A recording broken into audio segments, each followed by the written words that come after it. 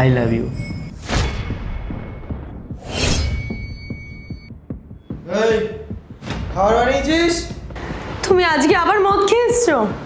আমি মদ খেয়েছি আমার পয়সায়, তোকে বলবো যা খাবার বানাবার জন্য, যা খাবার বানা যা। না, দেখ আমার কাছে অনেক টাকা আছে, আমি তোকে সারা জীবন খুশি রাখবো। অনেক বড় ভুল করলি, একদিন আফসোস করবি।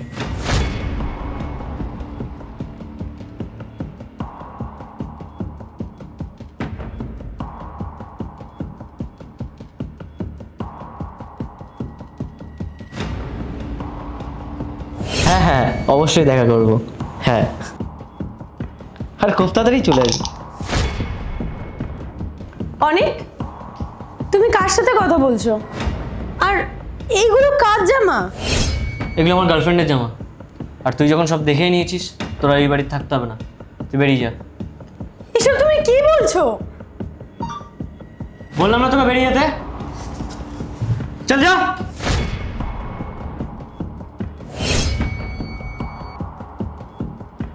আরে যা যা, তোর মতন কত এলো আর গেল।